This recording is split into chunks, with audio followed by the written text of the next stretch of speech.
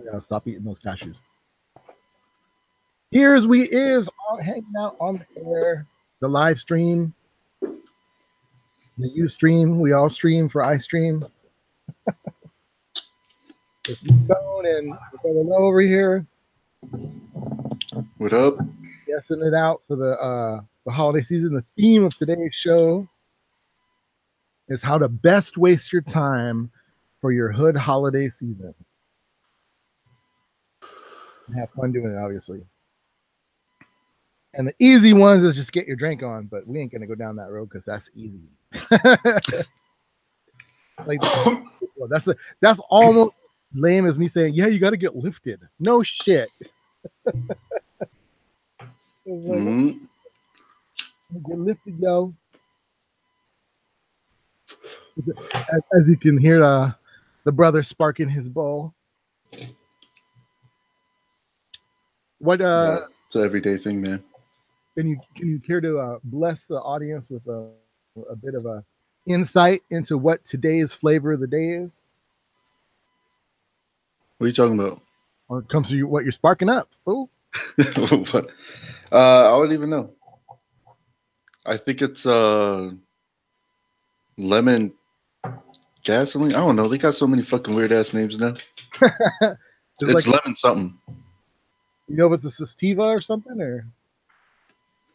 Oh, they're all hybrids now. Yeah. Word. Sativa indica hybrid. All I know is that it does its job. Mm-hmm. I'm old school. Like, just give me the weed and I'll smoke it. I don't need to know all the background.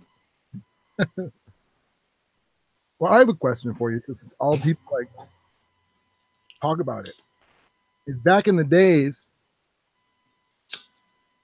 there was only really 3 types of weed people would talk about. Outside of like hammer and skunk weed, right? Which was they would say, talk about Humboldt County, maybe Santa Cruz, sometimes the Cali weed, basically.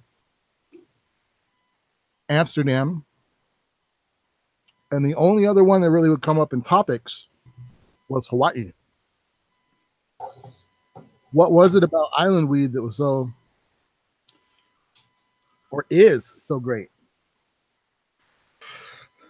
Back in the day, Cali weed is the best weed in the fucking world. Amsterdam weed is some swag. That shit just got hyped because of what Amsterdam represented. And the contest, right? Yeah. Hawaii weed, that shit was some bomb back in the day, but now it's nothing special. Because they haven't been keeping up with all the strains and shit. Yeah, it's still the same Maui Wowie, Honolulu Gold. It's still the same shit. And by comparison, it don't kick as hard? No, but I mean, it's still good for what it is.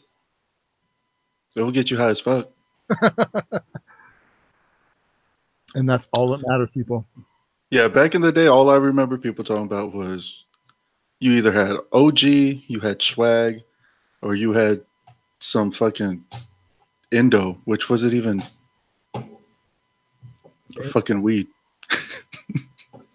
I know that I definitely know a lot of people talk about the Kush, the OG Kush, and then the one that like was a big success for a long time was Trainwreck. Oh, Trainwreck is some hot garbage. Now it's not what it used to be, huh? I don't know. I never liked that shit. I noticed that we were smoking that shit when I was out there. I think that's one of the problems is that I remember that about Trainwreck is Trainwreck either hits or don't hit for certain people, you know? For me, it just got my anxiety up. Oh, yeah, that's like the worst part. Why would anyone want that part of the weed, right? Yeah, some bullshit. I'm trying to smoke weed to relax, not fucking freak out. Exactly. Yeah, they were smoking that garbage when I was out there. I hated that shit. The only brand of weed, if we could call them brands now, that I ever like, that I'll ever request is Sour Diesel. And that's only because that's the one that's the best for my insomnia. That shit would knock me out. But nobody sells it anymore because it's old as fuck. Everybody's on to the new the new thing, the new flavor of the month. Well, hopefully, eventually, they'll get like Canada and legalize it nationwide, and people can put that shit in the mail. Then you'll be able to track down some strange fucking shit, One day. Yeah. But then again, they'll also medicalize the shit and give you a bunch of pills, and you'll be like, "What happened to me coughing?" They're gonna put the glass pipe builders out of business. I mean, nothing hits like fucking flour, man. I've tried all that shit. I've tried wax. I've tried the oils. I've tried all the edibles. Nothing hits like flour. But I'm old school like that. I'd rather have a blunt or just a nice little bowl. That's interesting that you said about the edibles too, because I know like the big turn. Because I have a friend who's heavily invested in weed, industrial weed, and she was just saying that everything is all about edibles now. Like it's what people want on the one hand, but it's also like massively growing. And I think what she was saying that was like part of the reason why is because edibles open the door for medical stuff. In other words, the most likely to be medicalized in theory, right?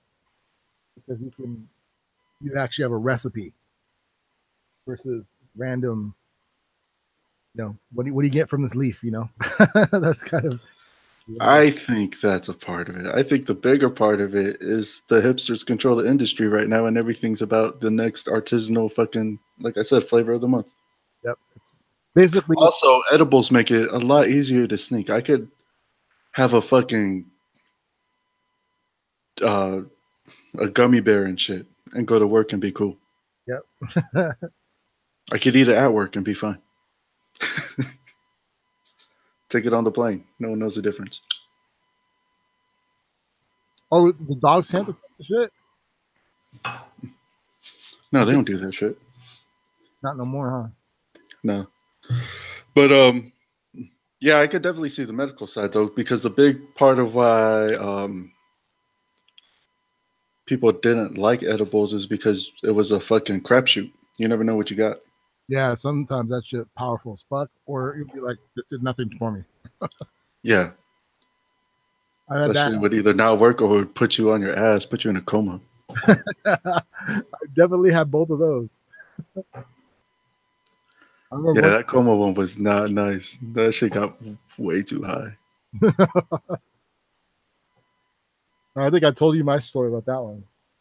I was like, oh shit! I was gripping the floor to hold on because I thought my shit was floating away. I was like, what the fuck? And it was funny too. It's karma because it didn't hit. Like I was like, man, because I had a migraine and so I was like, man, all right, I'll try anything. This is before I started getting a more regular treatment for migraines. In any event, I was like, man, well, nothing's worked. Maybe this will work. And I sat there, and I sat there, and I sat there. And I was like, man, this shit don't work. Fuck it. I'm just gonna try and go to sleep. And then I obviously really didn't go to sleep. I fucking just started. I don't know. I was hella high and hallucinating shit. I was like, holy shit! I guess this thing hit. But it like came out of nowhere. It was like an hour and a half later too. I was like, whoa. Yeah, those shits will fuck you up, man. Mine, the one and the last fucking time. Well, not the last fucking time, but one of the last times I did it was out there when I was with Carlos. Carlos and Oni. I was helping one of their friends move. Fucking Carlos gave me a brownie beforehand. But he didn't tell me you were only supposed to eat half of that shit. I scrunched that shit down. Oops. But yeah, in the middle of moving, I just got all queasy and shit. My head started spinning. I was like, I just need to lay down. And I just laid down on their porch and never fucking got back up. I was, oh, my bad, guys. You got to move this shit yourself. I'm done. And I fucking fell asleep, knocked out. Hey, in your case, you need that, man. That insomnia, I can sympathize. Insomnia is no fun for nobody. That's for damn sure. Yeah. But yeah, that overhigh sucks. You get fucking sick. What do you think of like the vapes? I don't like them, man. Like I said, I've tried everything. The only thing I really like is flour. I like that old school puff puff. Understandable. You use it what, like gravity bong, or just straight up a glass pipe, or are you going all the way with the fucking gas mask? I got all of the above. Or a vaporizer. I know one of our close friend of mine that you know him from online.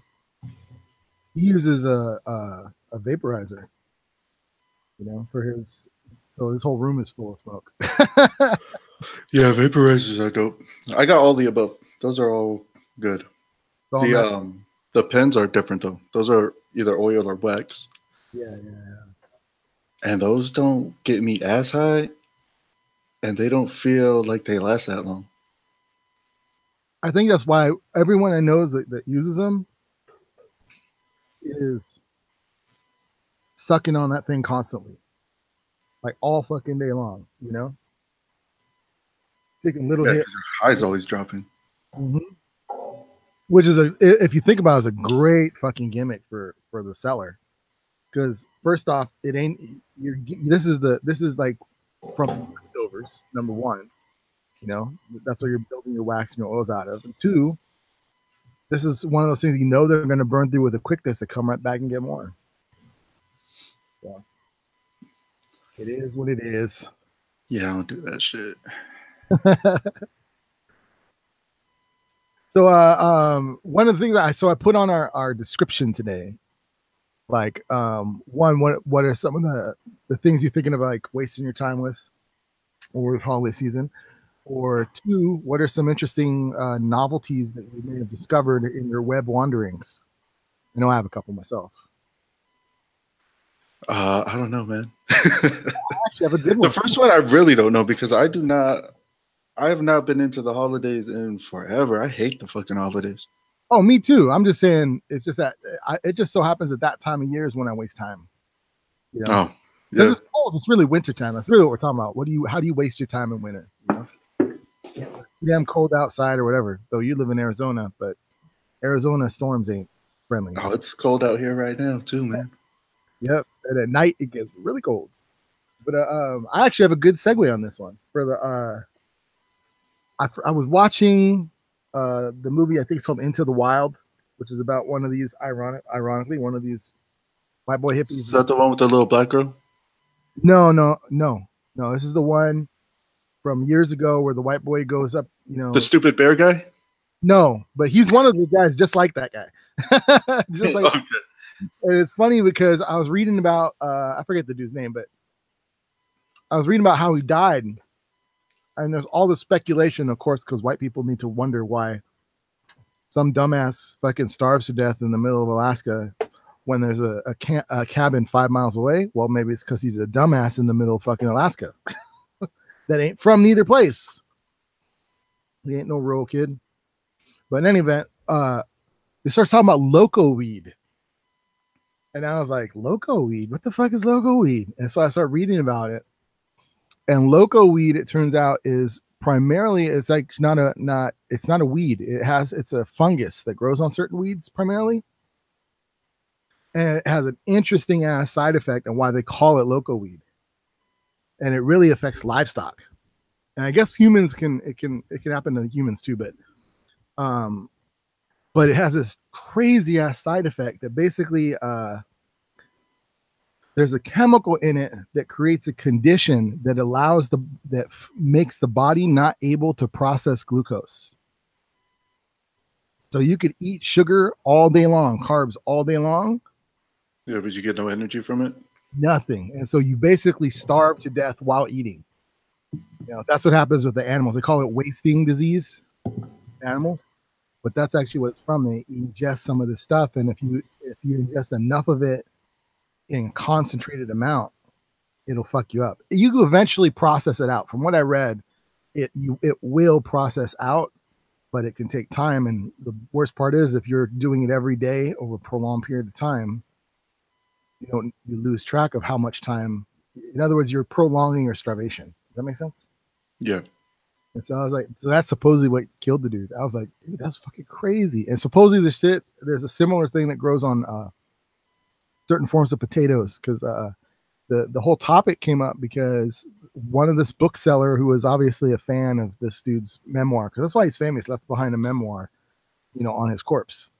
But the dude gave the suggestion about something happened in the Holocaust, and it talked about how there were certain camps in the Holocaust where people were actually being fed, but they died. And the reason was because something was wrong with the potatoes. And it was that the potatoes had this mold on it. And back then, of course, if you think about it, at most they might wash the potatoes. But if you're in a concentration camp, you're not going to waste potato skins. You're going to eat the whole fucking thing, right? So that's what happened. Yikes. So yeah, so loco weed ain't got nothing to do with no weed. It got everything to do with this shit that drives animals and people insane because they can't fucking gain nutrition from food. What surprised me though is reading about that, I'm like, how come people haven't medicalized this shit yet? Like, oh, so you won't get any nutrition? You could starve, but you continue to get the satisfaction of eating? I'm sure there's tons of, health nuts that'll be like, oh, we can make a pill out of this. Supposedly the only thing it works on, it is actually used medically. It's used for cancer patients in relationship to chemotherapy. Because I guess what the chemotherapy, it actually helps the production of bone marrow, which seems counterintuitive, but that's what it is. Interesting. Yep. I think it's called gypsum. That's crazy. All that came out of that documentary, huh? No, it was a movie. It was a silly ass movie of like, because how I don't understand that white people have this thing, and I'm not going to be racist, and so in case you don't get kicked off of YouTube because I said white people, it just happens to be a lot of goddamn white people like to do stories and kind of celebrate these back to nature fools, and they've always done this all the way back to like the first time that the first settlers come here. That's Last of the Mohicans, right? Isn't that what that fool is? Yeah. Or Walden and all the Tarzan shit. And so they write about these guys and kind of like make big deal out of them. The dude's name was, I think all that goes into their whole man versus nature for sure. philosophy. For sure. Yeah, the Grizzly dude, which I highly recommend people watch, called Grizzly Man, Werner Herzog's documentary on the dude. That dude's name was Timothy Treadwell. Also died in Australia. Him and his girlfriend, because he's a dumbass, get eaten. It was Alaska. Oh yeah. Did I say? Oh, I said Australia. My bad. Yeah. Alaska. All those Australian bears, man. Fucking crazy. Koala killed me, man. That would be the shit, dude. That'd be funny. Fucking you do like a mockumentary video of him getting eaten like by the bear, but this one's the koala eating. Koala, man. If you get eaten by a koala, you deserve to die. True that. No, the dude Timothy Treadwell, was eaten by a grizzly bear. Him and his girlfriend, and the whole shit, I guess, is caught on video because he videotaped. Yeah, it was hilarious. More so the audio, you couldn't actually see what happened, except for one brief moment, but you could hear his ass getting eaten alive. Ironically, they think a bear that may have had that same wasting disease, because when they found the bear, even though they found partially digested stuff and whatever, this bear was always had problems. Like, it was very skinny. Yeah, that was the bear he was kicking it with in the whole documentary. That shit was funny as fuck until you hear the footage of them getting eaten. That shit was brutal. Oh yeah. But that was kind of his own fault, also getting all friendly with the fucking thing. Well, yeah, the whole thing was his fault. That's why it was hilarious. This guy's a fucking idiot. Like, dude, have a shotgun. The way he was just interacting with the bears. Yeah, and then he convinced a woman to come along with him. That's just sad. I feel sorry for that woman. But then again, she's kind of dumb too, believing this fool. Yeah, the movie was. Well, there's like some deep psychological issues there. That guy was struggling with some shit. Oh yeah, for sure. That's why the documentary is so good, is that it does talk about like it has a lot of footage of him, his video diaries, things like that. And in that regard, you actually can see like it, it's weird. The thing that killed him also saved his life, so to speak. I was about to say he died. Yeah, but the book, the movie I saw is called Into the Wild, was based on the book called Into the Wild. It's about a dude named Chris McCandless. He's the dude that lived in the bus. They found his body in a bus in Alaska. All right. On. It's actually the film was directed by Sean Penn. Dun, dun, dun. Yeah, I remember hearing a lot about it. I just never watched it. But Movies don't usually do anything for me. The only reason why I watched the bear one is because I heard he got eaten by him. That's why I watched it too. The whole premise was hilarious to me. I was working at that shit came out when I was still working at Blockbuster. Oh wow, it's really that old. Yeah, I guess we were shelving them and we were just laughing our asses off. Fool gets eaten by a bear. Fool shot a bear documentary and got eaten. Fucking idiot. That's over. Came out in 2005. That's what he gets. I always root for the animals. Yeah, that's why like remember back in the day when you used to hear about like the elephants escaping in India and trampling a bunch of people and shit. Well, I was even reading about I forget what it was talking about. Like it may have been one of those public radio type programs, and they're interviewing some people that do work in Africa, right? And they were talking about to the local Africans, and then the difference between how people in Africa look at things that isn't always necessarily about like colonialism and their forced impoverishment. It isn't always about that. There's more practical stuff. And then how people that don't live there look at stuff and try and save all these animals, right? And so a lot of Africans are like, fuck elephants. Like they're like, no, we fucking hate elephants. And the reason is because the elephants like will destroy an entire crop. So you can't plant shit if an elephant gets loose, because not only does it stamp through everything, it roots out everything with its snout, and then it eats fucking like imagine like an entire, like an orchard, for lack of a better term, right? It'll eat the whole fucking thing. And so they're like, no, fuck them. Like that's why we want to kill them, And then the whole memory thing is an issue too, because now that's burned into the elephant's memory that, oh yeah, there's this food here during this time of year. And he come with a big ass, 5,000 pound size of a truck fucking beast charging at you that you can't shoot because it's illegal. Yeah. Well, I mean, they're just gonna have to work their way around it. Stop fucking with the elephants. Yep. They are endangered. Yeah, I don't give a fuck. I always go for the animals. Fuck it. Every time I see that shit. Yeah, that's why I actually can't watch Shark Week because of that. Because I'm like, you fucking crazy. You going out there with the sharks? No, that's just not smart. I'm like, no. And you're putting blood in the water? Like, what's wrong with you people? Well, I got to get the shot. Yeah, the shot's going to be your arm gone, fool. That's how, that was one technique of how Polynesians used to hunt sharks. Throwing the blood in the water or what? Yeah, throw some chum in the water, have them come up, and then they just strike the shit out of their nose, knock them out. Mm-hmm. Or spear them. Dude, that makes sense. You're like, I ain't getting out of this boat. Not right now. Yeah, you're not going to swim in the water and fight them. That shit's stupid. I remember the thing that won me over on that was many years ago when I was a kid. I don't know if it was National Geographic or one of those, but one of those nature type shows. And this is before like the cable, National Geographic channel and shit like that. This is like when it was still on regular TV. And then it'd show on sharks.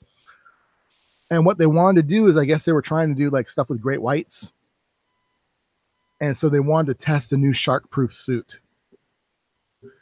And what it was is it was dude like a regular scuba diver, put on all his gear, but over his wetsuit, he wore like chainmail.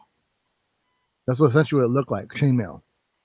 And then he goes in the water, and they're doing their thing, and they're intentionally trying to get attacked. Now, they didn't go where the giant great whites are. These are like the smaller ones.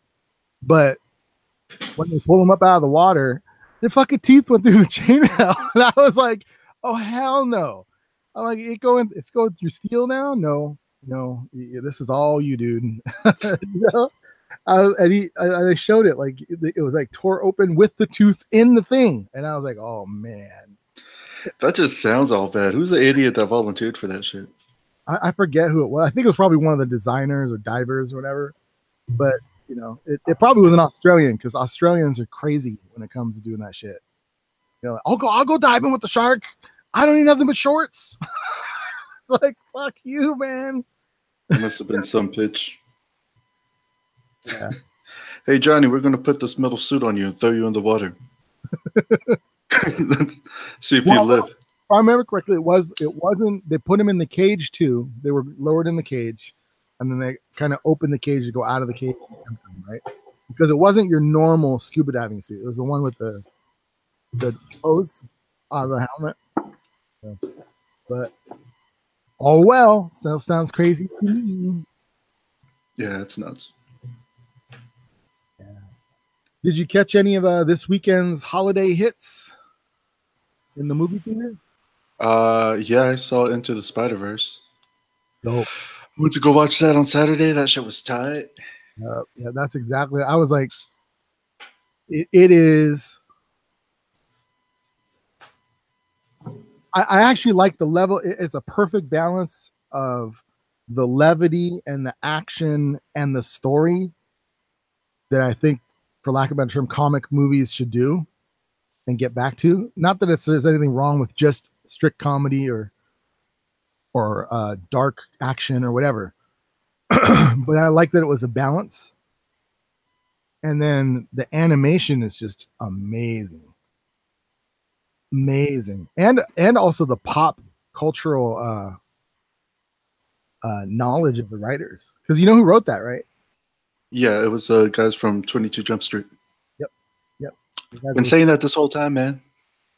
And well, they also did they're the ones that did Solo, right? Before they were fired. Yeah. But yeah, they did a good job. The art was dope. The comic panels that they interjected in there with the dialogue boxes and shit, those were tight. Oh yeah, it was like it reinvented the genre both of animation and the comic movie, in my opinion. Really, really well. And I liked that it made me like Miles Morales far more than Peter Parker. Like he's just more interesting, and that's a funner New York to be in. I really like both of them in this movie. Well, I like that actor. I watch him in a lot of stuff. Yeah. But I really like the changes that they made to Peter Parker. Well, not even the changes, just the version of Peter Parker they brought in. The older kind of weathered Peter Parker. Yeah. Did you get who the first one is? It's Chris Pine. Yeah. Yeah, I didn't get that until after someone told. I was watching some review, and they're like, "That's Chris Pine." I'm like, "That's why the voice sounded familiar." Yeah, that was the other thing too. There's some good references into the older Star Wars movies. Or the older Spider-Man, you mean? Yeah, Star Wars, Spider-Man movies. And then Chris Isaac, or not Oscar Isaac, Chris Isaac, the singer. No, Oscar Isaac comes in and doing the 2099 version. Yeah. Yeah, across the board, it was just really good. And it's what's intriguing though, I mean, if you heard that, like I found it worrisome. The geekosphere is extremely worried. The Marvel geekosphere was extremely worried about Into the Spider-Verse and Venom. On the one hand, you know, they don't want them to suck, but on the other hand, they kind of do want them to suck because they want uh, Sony to lose their characters and go back to Marvel so they can be in the MCU. And then after the success of these two movies, because I think Into the Spider-Verse they said is at present the highest grossing movie I think of the weekend so far. Yeah. I think Aquaman is like number 2. But then the news or the rumor mill news broke that Apple might be buying Sony, and by default, it means that the properties return to Marvel. Oh, that's interesting. I didn't hear about that. Yeah, that's the new move, and it actually makes perfect sense. If Apple has more than enough cash to buy it, and then, but it also puts them involved in some other devices, which I think could be really interesting. You know, for example, you know, Sony still makes hard, you know, televisions and shit like that, right? And then of course the PlayStation and things of that nature. And the Android phones. Yep. Oh, that's right, they do. And if they can make themselves, if Apple can make itself ubiquitous across, you know, Sony's different products, that could change the game. And on top of that, they get a studio. Now, contrary to what people, Sony really doesn't. I don't think Sony doesn't own a subsidiary. I think, does it? I'm not sure. Let me see. Sony Pictures. I wouldn't doubt if they did. But as far as Spider-Man goes, I know that was a concern when these things were first announced, but after it, everybody's on fucking board. Everyone loved this movie from what I'm seeing. Oh yeah, exactly. And that's initially that was what the Geekosphere was reacting to. Like, oh fuck, that means Sony thinks that they're doing everything right, which arguably they are when it comes to a general audience, right? Well, people just didn't want Tom Holland to go away. Yeah, or just they don't want to lose Spider-Man, right? Yeah, which I don't think that was ever in danger of happening, but it is what it is, you know. People need something to talk about. So it looks like, okay, so Sony, interesting. This is an interesting thing. So if they buy Sony and they get Sony Pictures, according to this, Apple will also own Coca-Cola. Or right on. A good portion of Coca-Cola, like almost half. And then Sony has, they're not really subsidiaries, but I guess they did buy them out, was TriStar and Columbia Pictures. So I guess it will get a decent archive of material. And then they have standing agreements with Warner Brothers, MGM, and they would get the Columbia House roster too, all the music. So shoot, yeah, that's nice. Yeah, I'm sure that was a big plus for them, iTunes. Yeah, TriStar, Screen Gems, it also owns.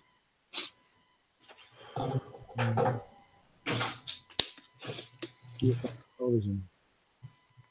And pretty much it. Anything kind of notable. Right on. You know what other movie I saw? It was Bumblebee. Oh, I saw that too. What did you think? I really liked it. I wish that it wasn't tied to the original fucking Transformers movies. It kind of weirdly, like, I was rewatched it again, like twice, and in a weird way, it also kind of is a reboot. Like it basically, the way I watched it, I was like, oh, this could go either way.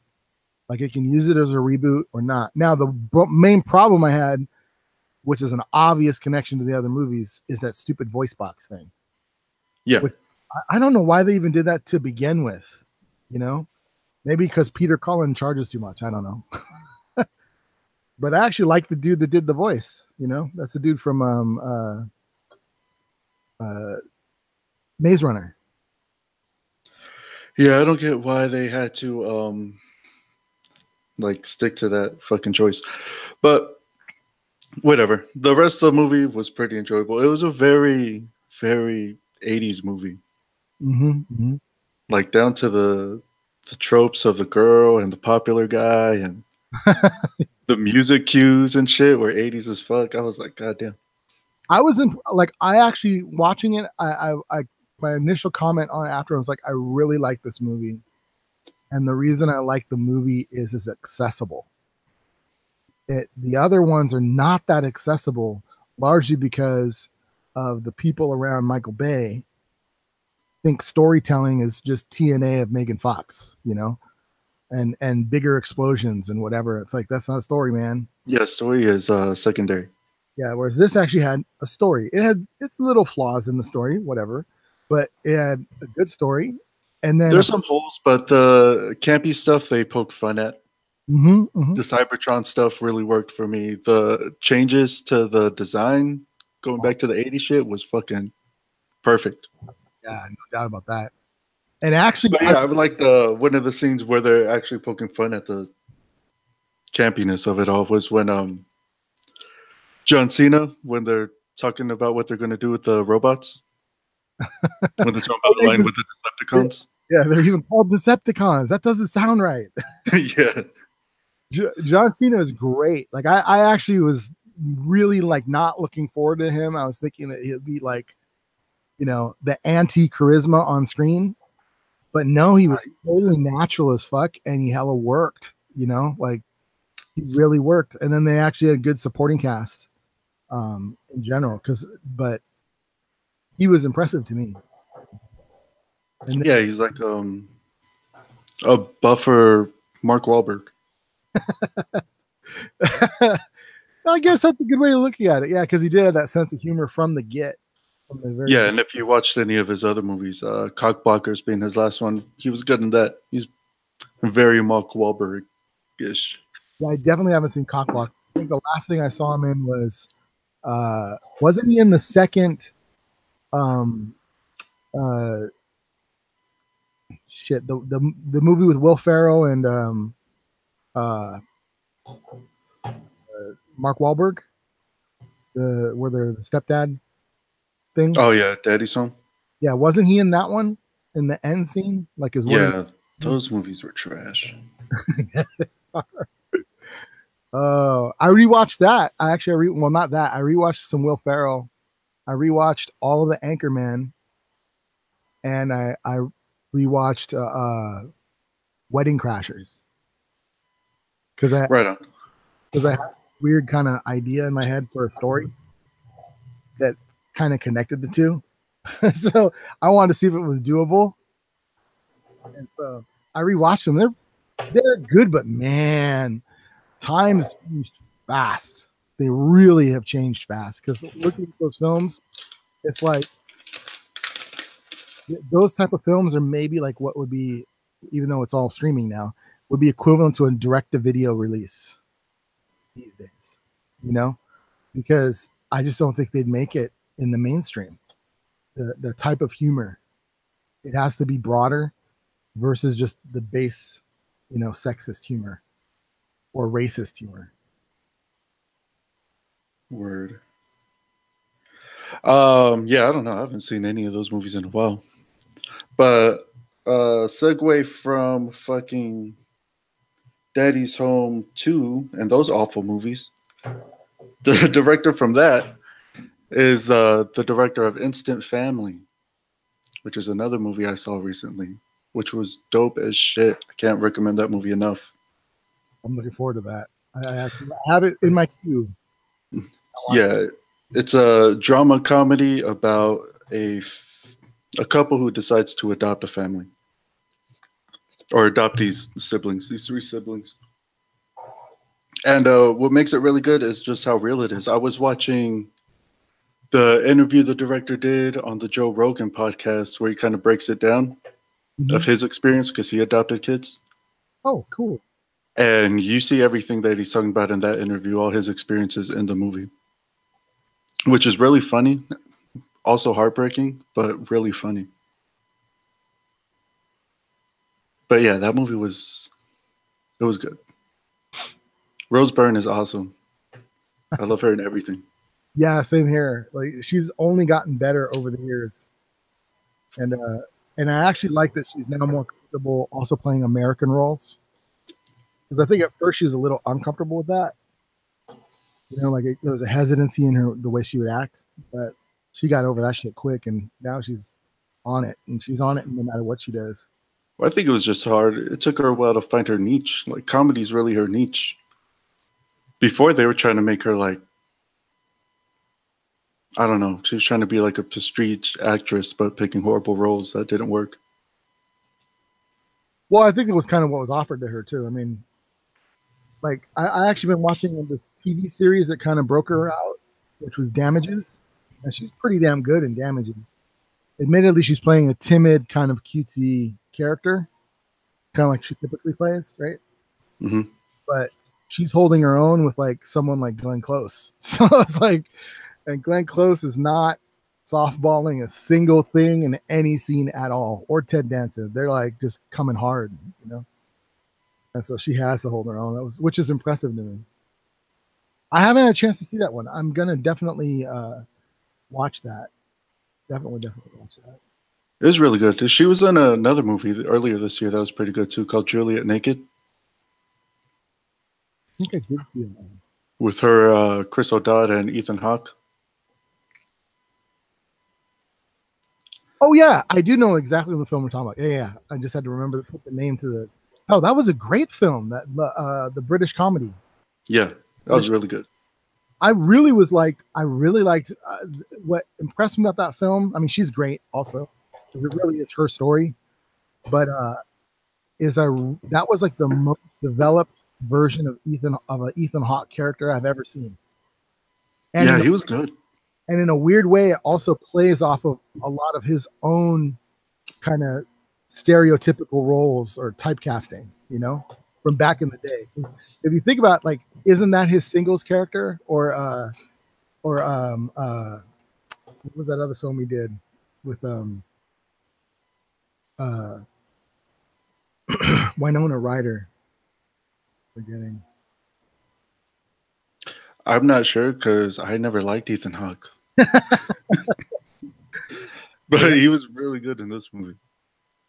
Yeah, and then Chris O'Dowd is right now is the time to start really. If you've never seen him, if you've never been a fan of him, right now is the time to really. He's always been a delight. The first time I've seen him was in Bridesmaid. Oh, really? Oh, yeah. Yeah, the first thing I saw him in was in the IT Crowd, or the It Crowd. And I forget who put me onto that, but I was really impressed by him. And then now he actually has a running show on Amazon or Hulu, I'm not sure which, where he's doing Get Shorty, which you could find on Netflix. Actually, it's on Netflix right now. And that guy's hilarious. The TV show? Yeah, the Get Shorty TV show. And he's great in it. It's actually really well written. It's better than the films by far, in my opinion. Well, it has to be. Get Shorty sucked. Yeah, fucking god awful movie. Indeed.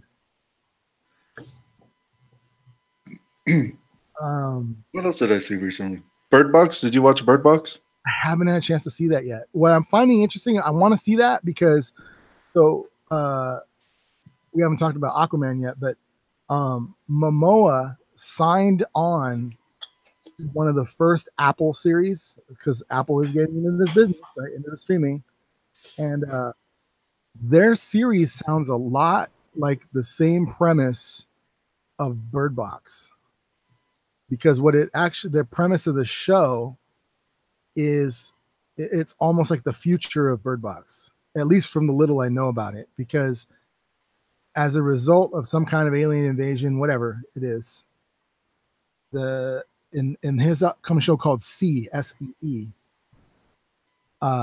humans have evolved into no longer being able to see, because it was that was something that had to do with the threat that there was against them. And so when I looked at Bird Box, I'm like, this is very similar, in the premise. And I was wondering if they might even be connected. Interesting. Yeah. Well, Bird Box was pretty damn good, I have to say. I really liked it. Did you happen to check out the Life Itself one I recommended? No. No, I have not. That was really good too. But I'm actually looking forward to Sandra Bullock and Bird Box. Is it more comedic, more horror, more sci-fi? No, it's definitely horror. It's more horror. There's like the whole thing, there's something out there, whatever, that if you look at it, it causes you to kill yourself, right? Mm-hmm. And that leads into this apocalyptic event. So it starts off with that. And then it turns into kind of like a zombie movie, really. Interesting. These people locked in the house, fucking, just trying to survive, trying to wait it out. But it has a strong supporting cast. I mean, Little Rail's in it. Fucking John Malkovich is in it. He's dope. Really? He's always good in it. Yeah, in everything he does. I've never seen him be bad in anything. Yeah, B.D. Wong, the evil scientist from Jurassic Park, he's in it. That's interesting. And even fucking an interesting cameo is fucking Machine Gun Kelly. Real? Okay, that's interesting. So yeah. And then two like classically trained actors on top of America's sweetheart, Sandra Bullock. Yeah, it's a really good movie. The first half is pretty intense. The second half, the thematic issues they're dealing with kind of gets on the nose, I should say. Interesting. Because it's all about fear and anxiety and shit like that. Intriguing. Did you happen to catch Immortal Machines? Or I'm sorry, Mortal Machines? No, not yet. Mortal Engines. Yeah, engines. It is too close to Mortal Instruments. I constantly mix that up in my head. I really don't want to pay to see that, and I really don't want to watch a bad cam of it. That's fair. So I'm kind of just waiting. Yeah, it's a good movie. It has an epic kind of scope to it that it'd be good on the big screen. But it isn't like one of those ones like Into the Spider-Verse really should be seen on the big screen. It works on the small screen, but on the big screen, it just has a totally unique impact all its own. Almost like what it reminds. Oh, Into the Spider-Verse, I would say you have to watch that on the big screen. Yeah, it's like being on like a roller coaster with the good ass movie. Like oh shit. And I don't mean it's a roller coaster ride of a story. I mean visually, it's like you're along for the ride, But also story, kind of. True enough. There's a lot of drama in that with the fucking uncle and the dad and all that shit. Like, oh. And it all worked. It has good surprises in it and twists. It was fresh. That's what it was, fresh. Not to go backwards to another film. But so far we talked about Into the Spider-Verse, Bumblebee, which we both are getting recommends from us. And it's not a perfect film. Like, there's one thing that really bothers me about that movie. Really? But it is worth everybody to go watch because that shit was dope. The action was sick. But what really bothered me was why the fuck, and I still don't get why the fuck why did they have to leave each other? Oh, you mean in Bumblebee, you mean? Yeah, spoiler alert. Okay, sorry about that. Well, we're talking about too many movies and bouncing back and forth, but it's all good. Yeah, that was weird to me too. I think he just goes back to the fucking junkyard and stays there until fucking what's his face finds him. You mean at the beginning of the movie? No, I mean at the end. The end of the movie, they separate, which I don't get the reason why behind that. But then he obviously ends up just goes back to the junkyard where Shia LaBeouf ends up finding him years later.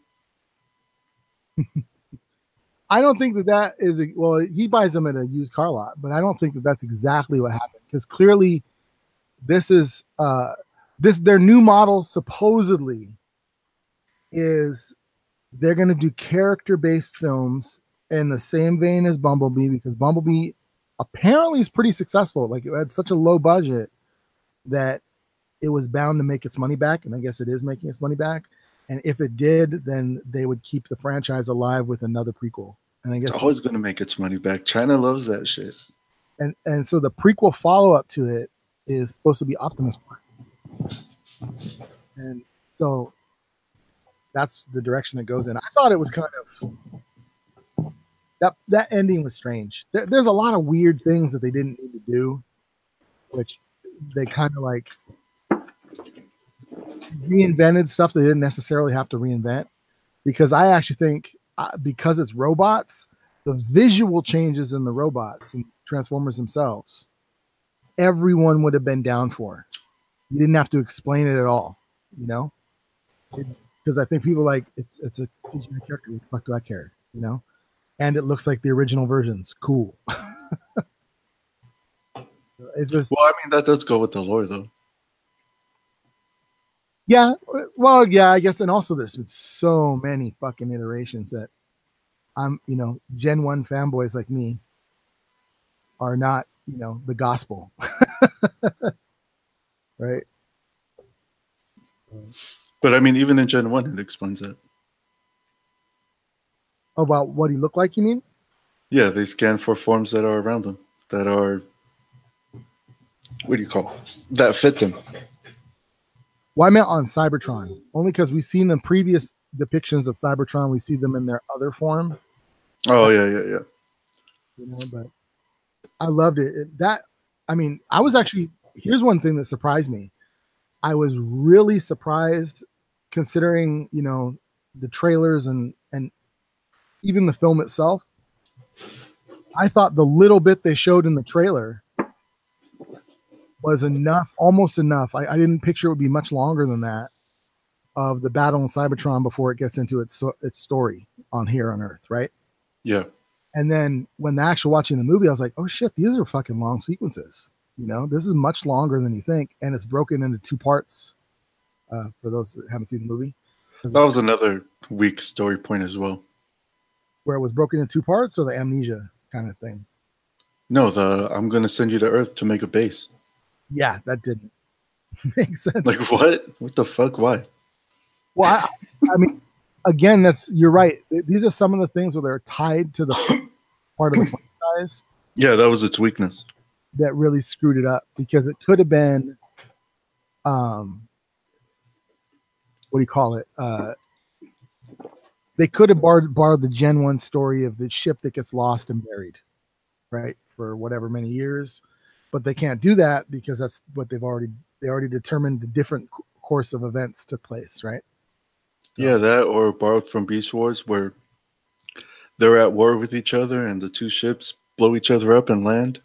mm-hmm. And now there's a search for Energon so they could rebuild and get the fuck out of there. But, you know. You bring up something huge, though. Finally, we hear the word fucking Energon. The whole shit the entire fucking franchise was originally built around never got mentioned in the 6 movies before. Like, what? What's Energon? I don't know what that is. Instead, it was about some shit, you know? And I was like, oh my God, they said Energon. Really? Energon? Yeah, man. But yeah, that was good. What are some other movies that we both seen? Oh, they came out. Well, Aquaman, right? But didn't we talk about Aquaman last week? I forget. Yeah, we talked about Aquaman. Yeah, Aquaman, and then did you see Jason Momoa at the red carpet? No, I didn't. I heard that everybody was sharing that stupid fucking clip of him doing the haka at the red carpet. Yeah, that dude's throwing the haka up everywhere. You know, that and the him grabbing his arm, you know, as if to do a haka pose, you know. That dude got it everywhere. But I actually watched an interview of him that is pre-Aquaman, pre-long hair Momoa. I think it might have even been pre-injury to his eye, but he it's very interesting hearing like his background. And so like he was not at all raised in Hawaii. Hawaii was where he would go and visit extended family members. But his dad lived in like Colorado, like Boulder, Colorado, and his mom lived in I want to say Iowa. I think I know it started with an I. It wasn't Indiana though. I think it's Iowa or Idaho. And so he was basically raised in a landlocked environment, you know. And then I thought he was raised out in Idaho. yeah, it might have been Idaho instead of Iowa, but I know that that's yeah with his mom, and as he put it, he's like there was no. He was the most colored thing there. I was like, oh wow. So he didn't know any of this shit. None of it whatsoever. And so what ended up happening is I guess he was visiting family in Hawaii at 18, 19 years old. Some scout saw him on the on the street just walking around and hit him up to be a model. But within that short span of time, like within that same year, he went from modeling into being cast into Baywatch, and he ended up at Baywatch at like 5 years, something like that. And then he talked about how Baywatch totally stigmatized him, and he was actually afraid he couldn't work as an actor ever again. But in his own mind, he was like, I wasn't even interested in being an actor. He was interested in being a marine biologist, I think he said, a biologist. And then what he says, though, is intriguing. He quits the business, and with the money he had saved, because he'd been on it for 5 years, I guess, right? He goes, and for like a year and a half, almost 2 years, he just travels around the world, going like to the Himalayas and India and all these kind of places. And so it just reinforced to me, I'm like, this dude's so hippie. That's exactly why he's also not wearing any shoes. If you notice, did you see his SNL performance? Yeah. All barefooted. That's also why he's married to Lisa Bonet. She's hippie as fuck too. Yeah, she is. Yeah, she is. Oh man, but he's very approachable. That was pretty cool. That he's still an approachable actor. He doesn't seem too jaded by it. Yeah. But what is the hubbub, the controversy? What are people saying about him throwing up the haka and shit? Are they actually using it as like a proud thing? Like, no, there's no controversy. Everybody's loving that shit. Like, look at him. I'm the one rating on everyone's fucking parade. Fucking, the homegirl sent me. She sent me through Messenger a clip of that shit, and I was like, "Yeah, that's some bullshit." And she got all mad. Okay, whatever. You're like, you ain't even some bullshit. He's not Maori. He has fucking Maori people in back of him. Why is he leading the haka? Fucking Hawaiian. Fucking bang a drum and do some chants. Shut the fuck up.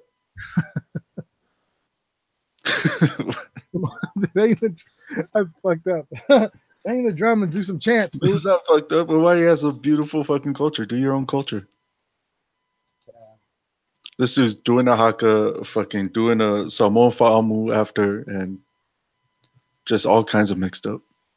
Yeah, just a hodgepodge of cultural misappropriation. Yeah. Fucking dressing like Jesus and shit. Yeah, the weird ass shirts he's wearing look like onesies. Did you notice that? Yeah. I was like, what the fuck? Why does it have why is it hanging like that? You look like you're trying to put it's an unbuttoned jockstrap or some shit, you know? Yeah, that dude bothers me. He didn't bother me for a long time. For a long time, it was just whatever about him. Because he's a cool dude. Or he comes across as being a cool dude in his interviews. True, definitely. And I like him in most of his movies, even the ones that are shit. But yeah, the identity issues are just starting to can't ignore him anymore. Yep. And fuck out of here. But the movie was good. What else did we see that we didn't talk about? Well, I can see. Let me go down the list of what I've watched recently. But you're gonna name a bunch of TV shows that I haven't watched. Actually, I've been watching a lot of movies. I've been watching some TV too, but not so much. Mostly, I've been doing my data mining. Oh, Creed 2. Oh, Creed 2. Creed 2. What do you think? I really think, I mean, we've talked about this offline or online, but not on air. I Well, think, a little bit, but we only have my take, and I had to be stupid about it because you hadn't seen it yet. oh, okay. Well, my take on it was that, okay, bottom line, I liked the movie. That's just true. I liked the movie. I think it was chock full of too much stuff. And I actually think it would have been better if it was drawn out over 2 films. And because we don't, going into the film, you're not invested enough in this, Ivan Drago legacy vengeance thing. You're just not, and Victor Drago, his son, right? The second thing is, I think they had a real missed opportunity to develop Ivan and Victor Drago, because I kind of wish what it should have maybe done, it would have made it cooler. And I thought about this as a more simplified way of looking at it versus the last time you and I talked, which was, what if it wasn't a Creed film necessarily, but it was actually structurally more of a Victor Drago film, developing that character and then bring it to a head and then transitioning midway through the film into like a film about the two of them more so. Because I think that what's missing is Victor Drago's missing motivation, because the only time he gets characterization, aside from like stereotypical angry Russian, is in the very brief scene with his mother. And it doesn't even happen with his mother. His mother disses them, and then he goes chasing after his dad. And then in that moment, you finally get like, oh, okay, this is what they're about, And up until then, you're kind of like, it seems gimmicky. Even within the film, like the context of the film, it seems like a gimmick.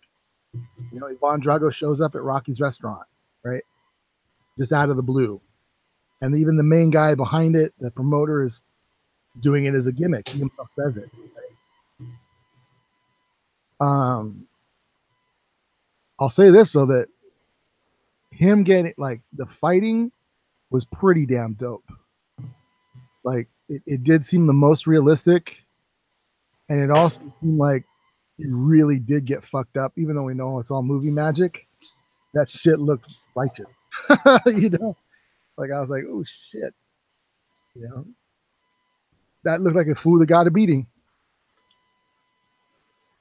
Yeah, it's some of the best boxing. The Creed movies have the best boxing and boxing movies. Mm-hmm.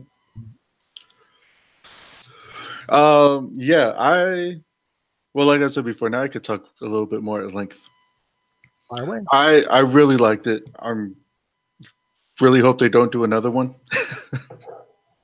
Or if they do another one, that they bring back Coogler, because although it was really good, it was also very much...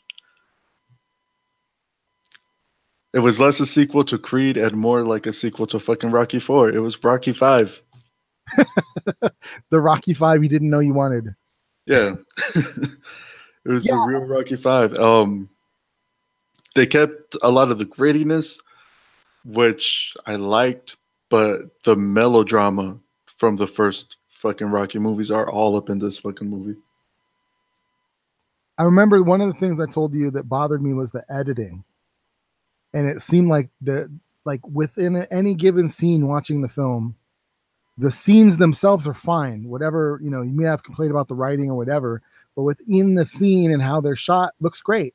But the way the story kind of jumps from one scene to the next, or setting, as the case may be, to the next, it's always jarring. It didn't flow smoothly. Whereas in Creed, everything's flowed really smoothly from one to the next, to the next, to the next. Like, you can see the story progressing. Yeah. Minimum, and I mentioned this to you, I go, fucking A, man, put a fucking title card that says 3 months later.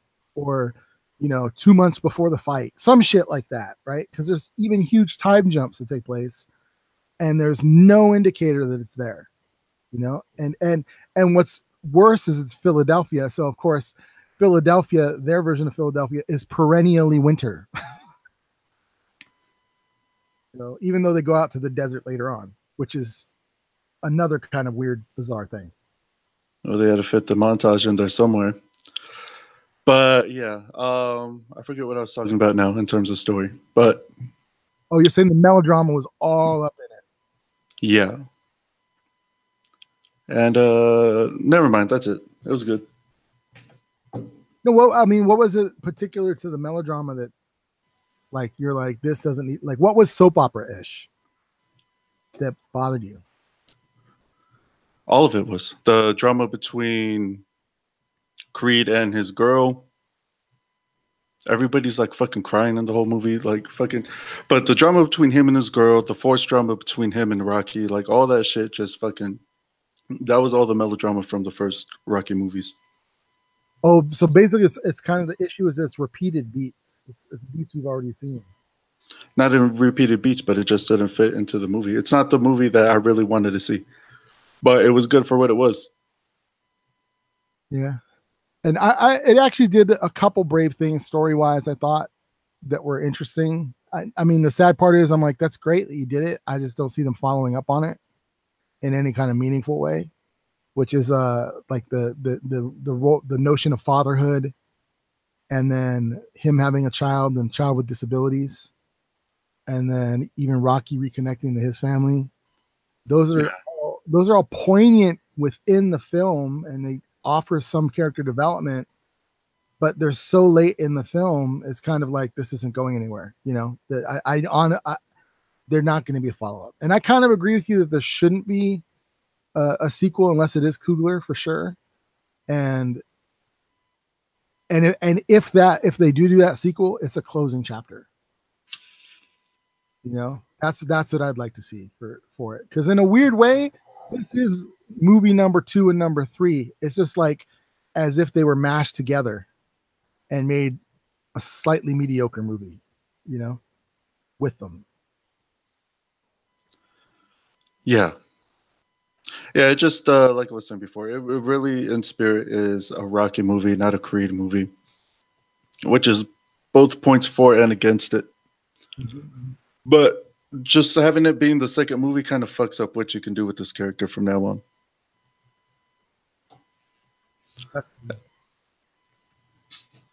Yeah, but one thing I really did like about it was the tension with the fight. Mm-hmm. Mm-hmm. And the spectacle around the fight, like that, all that shit felt real. Like I wish they would have just, yeah, never mind. Because then I'm going to start speculating on what they could have done. But no, but you're right. Like one of the things I like that they changed, and I mentioned this to you, was even in fight footage, quote unquote, like when they're showing the segments, like news segments or fight coverage segments, they're using footage that looks like fight footage. It doesn't look like professional Hollywood camera in the ring close up, right? Yeah, you feel like you're watching an event, real fucking event. Exactly, and that's a shift I really like in terms of from the old fights, and it's just been a very positive change, to say the least. But we'll see. There's a bunch of other new kind of fighting movies coming out. We'll see if they were able to pick up the tradition and run with it. Hopefully some of them will be pretty good. Yeah. There's been a lot of good shit to come out at the end of the year. Yeah. Too much. Too much on our toes waiting for this one and that one and the other one, I can't even catch my breath before the next one comes out. Yeah. Like I actually turned down going to check out some movies tomorrow. Mainly because they're like, hey man, we'll go and check out The Mule, the new one with Clint Eastwood.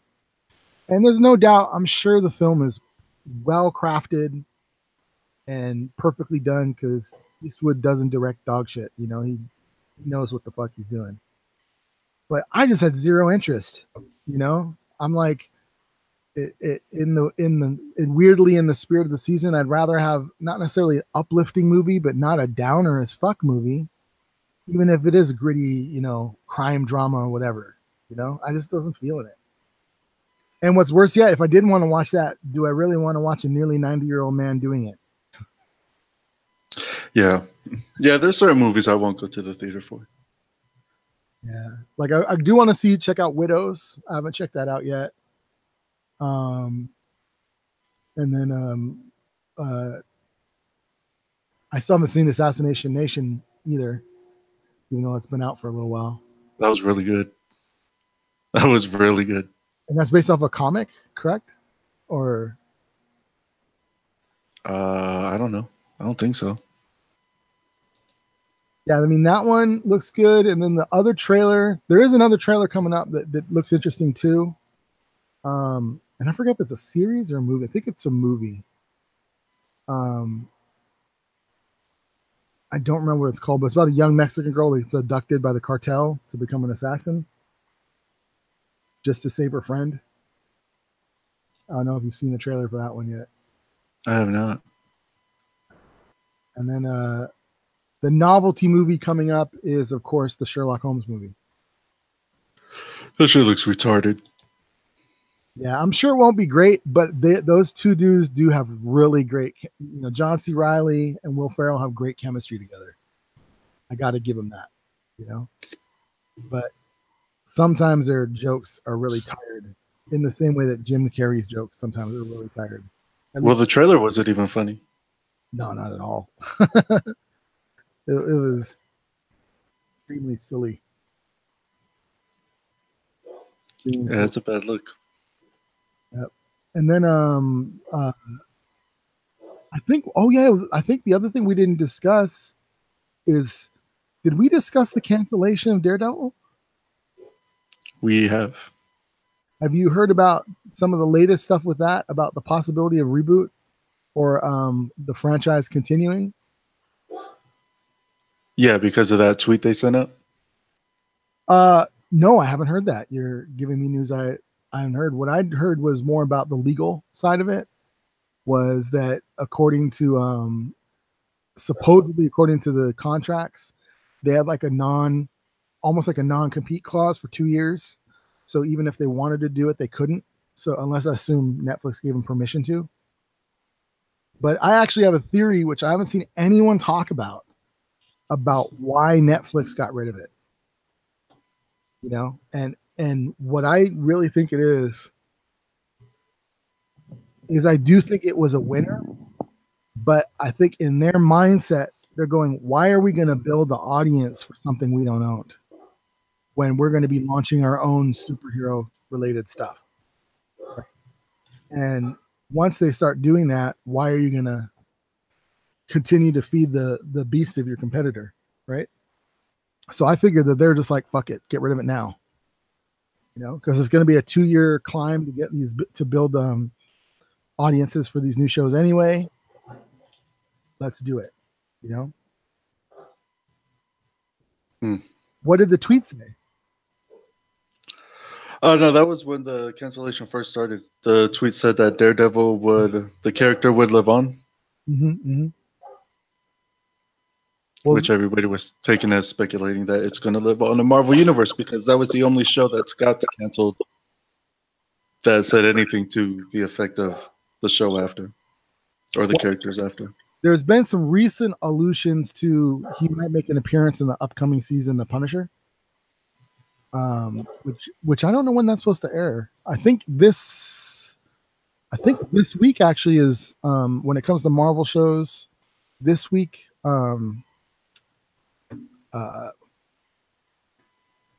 Runaways returns, I believe. It's this week. And so that'll be interesting. That'll be the first one in the next phase of Marvel shows to come out. Then probably Punisher, and then tail end will be Jessica Jones, I'm assuming.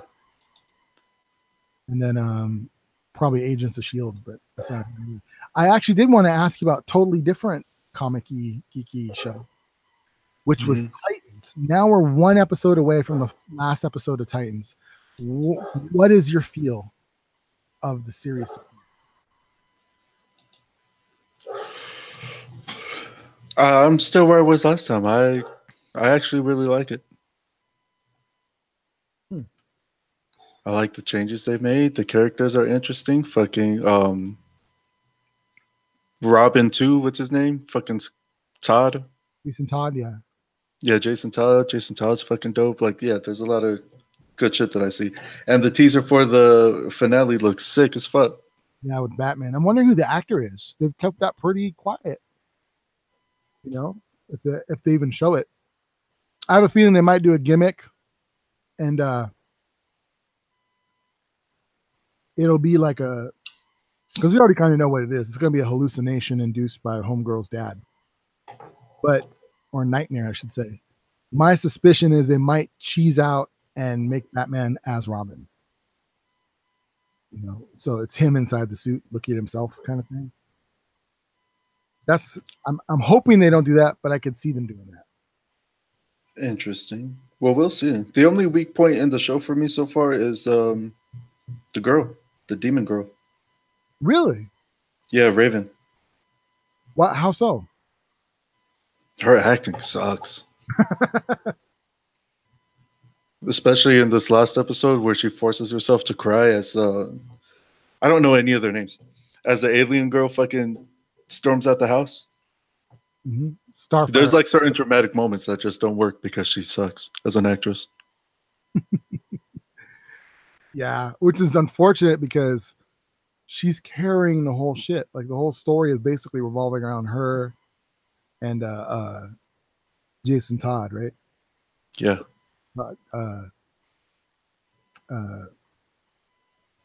Shit, not Jason Todd. Not Jason Todd. Dick Grayson. Yeah, Dick Grayson. That's what. But mostly her. She's the central plot point of it all.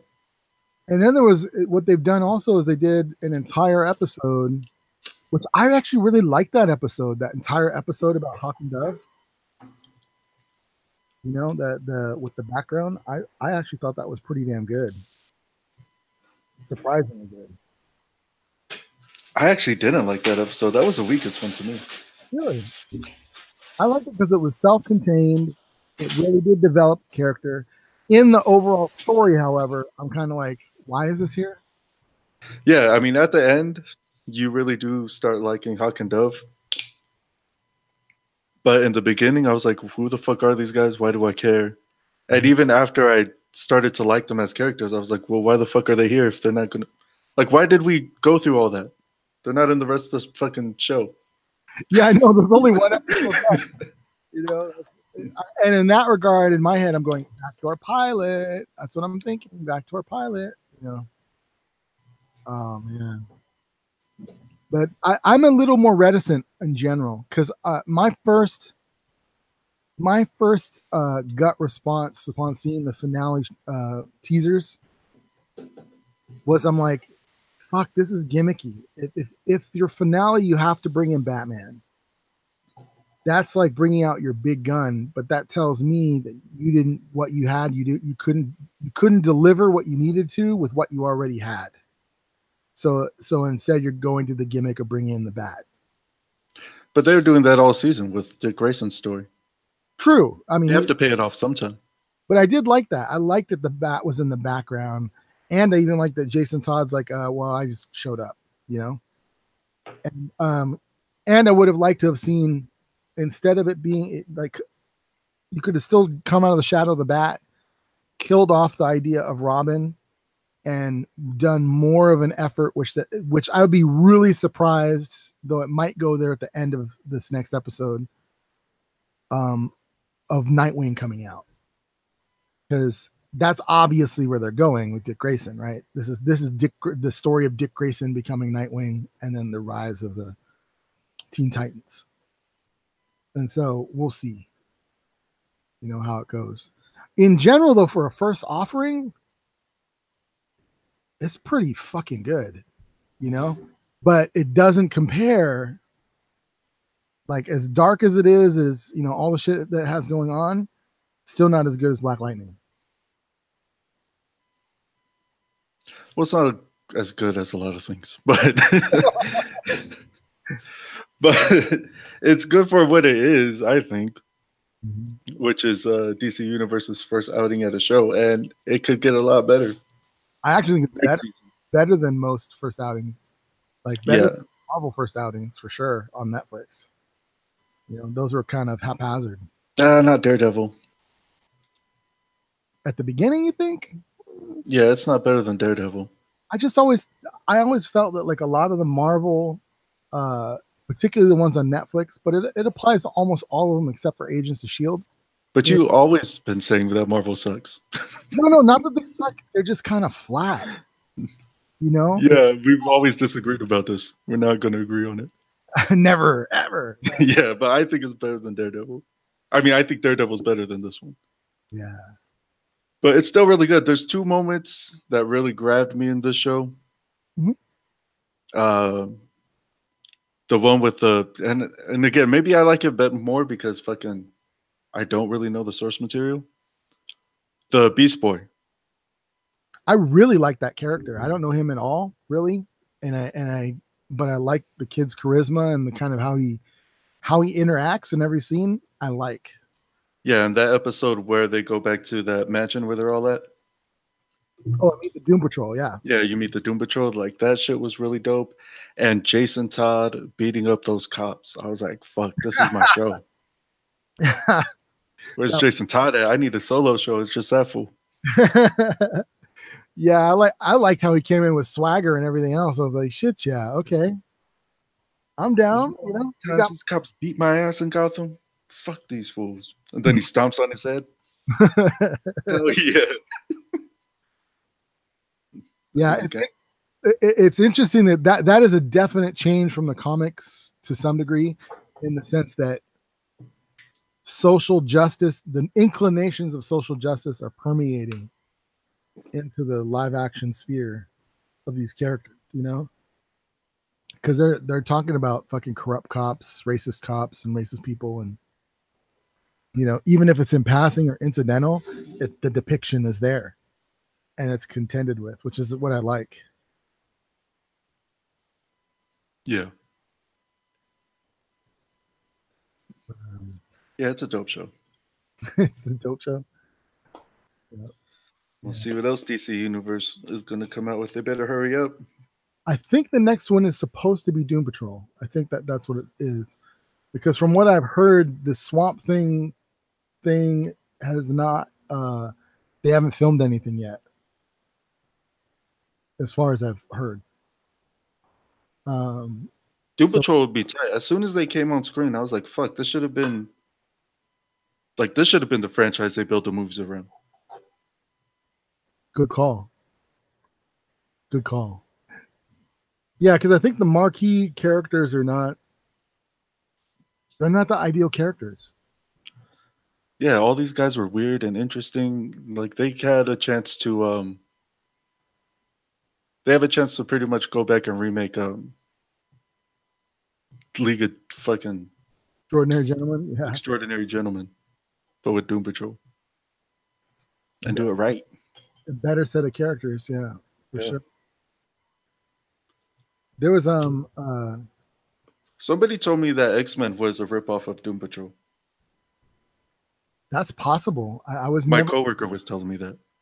I don't know way back when. They're talking about the original X-Men, like the 60 whatever one. Yeah, possible. I'm not familiar enough with Doom Patrol to know. Would not surprise me. That's for damn sure. It would not surprise me.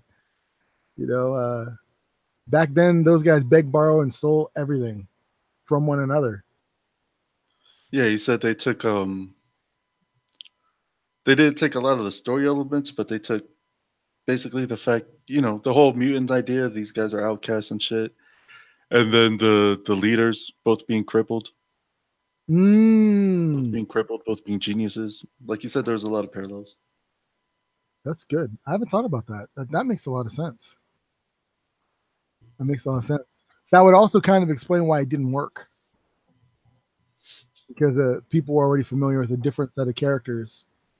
Because X-Men as a title didn't work until they rebooted it. With Giant X-Men. So that's interesting novelty there. Oh man, there's a. Did you I get? need all my shows to fucking come back. I don't watch that many shows, but the ones that I do are all on break. Fucking sucks. Yeah, I was kind of feeling some of that myself. There's a really good show I recommend, man. There's a few pretty really good shows out there, but one that I've been really getting into that's a slow burn is Counterpart, and that's an HBO program. I think it's HBO or Showtime. But it has J.K. Simmons is the main guy in it. You know, most people probably would know him from having played J. Jonah Jameson, or in the current DCEU, he plays Commissioner Gordon. um, but it's a very interesting sci-fi, Cold War-ish spy mystery thriller, you know, but it's really good. It's mostly filmed. They use a lot of sets in LA, but a lot of the exteriors are stuff that they've shot in Germany. So the location of the film is Berlin, and it's contemporary. It's not classic, but it does have its own style and feel, akin to kind of like Legion. In that Legion, you don't really know the time period because it has its own style and feel, and that's what this is. But I highly recommend it. Highly recommend. It's only one season in and a few episodes in, 2 episodes I think in, and it's good, man. Like it just. I can honestly say every episode at the end, I'm like, I really want to see the next one. It's not like I'm left hungering for more. I'm just still curious, you know, like I don't want it to stop. And then it was a totally satisfying season as Right well, on. you know, and that's Is rare. it all out already? The first season is, yes, all of the first season is out, and you should be able to watch it. And it's good though. It has a really interesting premise, which I don't think the premise is a mystery. So I'll throw the premise out there. So the premise is there's two worlds, like a mirror world of this world. It's not really a mirror; it's just like a duplicate of this world. Um, but it's a bit more Cold War-ish in the sense that it's almost like, what if the USSR, the ominous USSR, had stayed alive and kept East Berlin? That isn't at all what it's about, but I'm saying that tonally, the feel is kind of what one world feels like. And then the other world is our world, but is a bit more paranoid, you know? And then what it is there's people that can pass from one world to the next, and everyone has a duplicate because it's a duplicate world. And then within that is a murder mystery. Dun, dun, dun, you know? And it's really dope. In fact, what it kind of reminds me of, though with less overt super sci-fi elements, is it's kind of like Dark City, you know, just less, more modern noir than classic noir. Right on. Yep, yep. I'll have to look into that. Oh, one show I did start watching that was pretty good. I don't know if I would recommend it, but it's that Australian show I was telling you about a little bit called On the Ropes, Ropes. I don't know that. which is pretty damn good. It's a drama, but it's based around this boxing family in Australia. This Iraqi fucking boxing family in Australia. Oh, The dad is a famous trainer, and the drama is between him and the daughter, who also wants to train, but the dad isn't giving him her blessing. it's funny you bring that up. I remember I saw that. I think I saw it on Netflix, right? And when I passed by it, I'm like, oh, I should ask, you know, recommend this to Lowe and see what he thinks. Whatever. I'm glad that you're already watching it. I don't know if it's a Netflix show. It's a weekly show.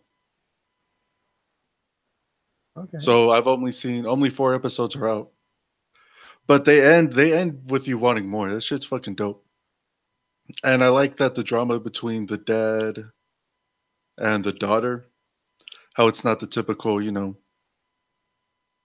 Run of the mill. misogynistic fucking bullshit because they're Muslim, right?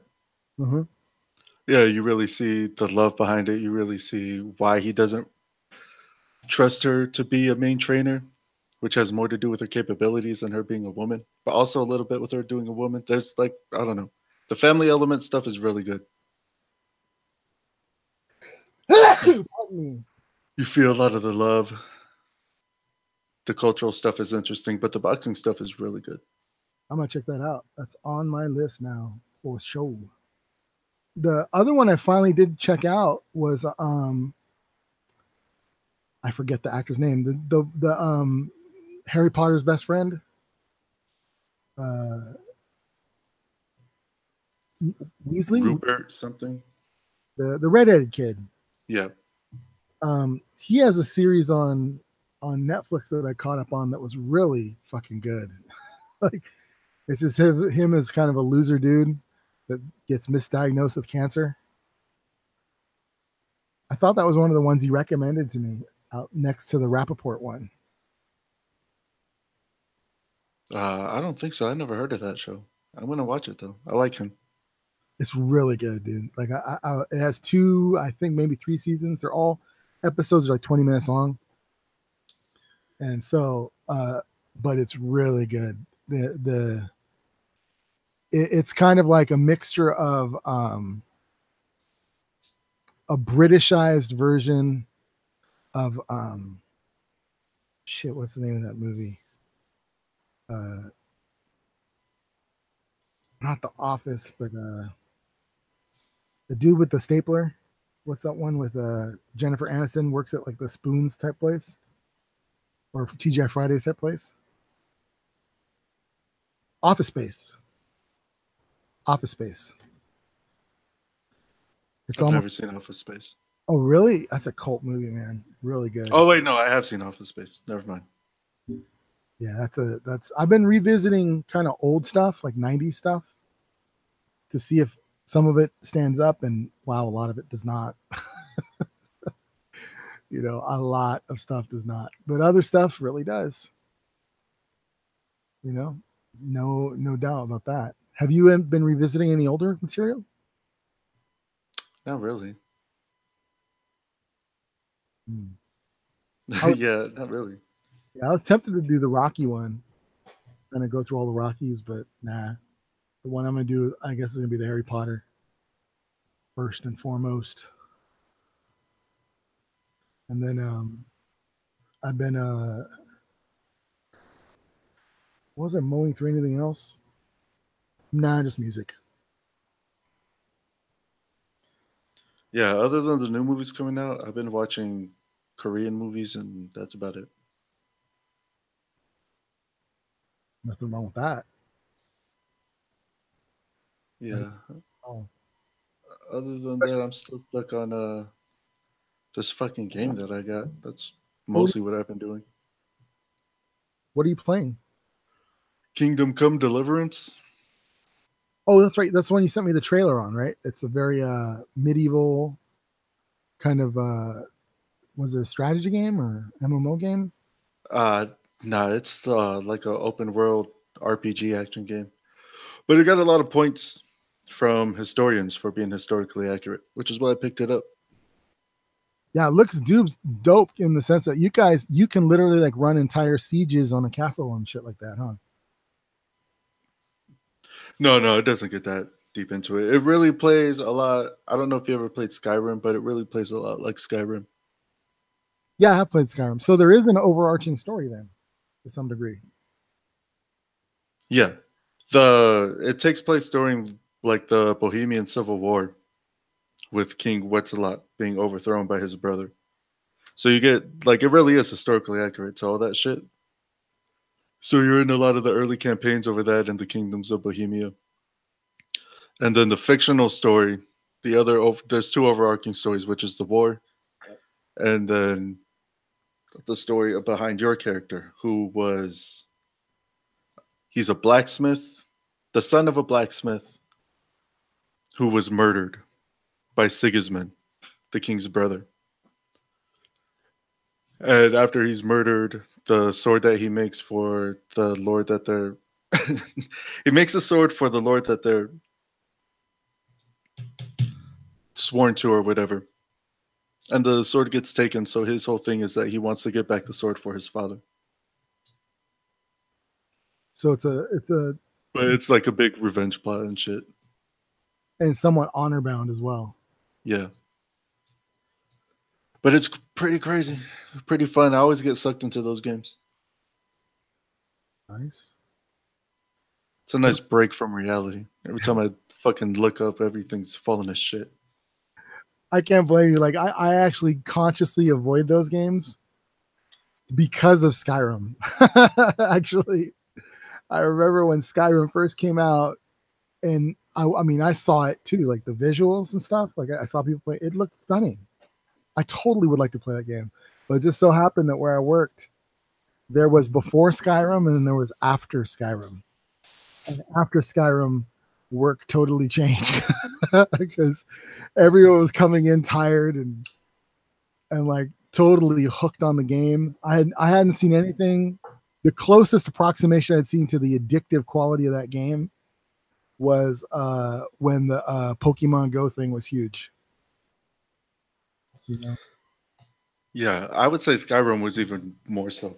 Like, this is how fucking crazy Skyrim was, right? Like, I remember at the time I was kicking it with, kicking it. Me and my homie were living together. And on our days off or even after work, we would split our time. So he would play Skyrim for like 6 or 12 hours, and I would watch. And then he would jump off, and then I would jump on. We would just take turns like that. Fucking crazy, dude. never sleeping. Yeah, I remember this. Like, oh man, I got to get these perks. I got to get this armor. Yeah, I saw. Go save a village.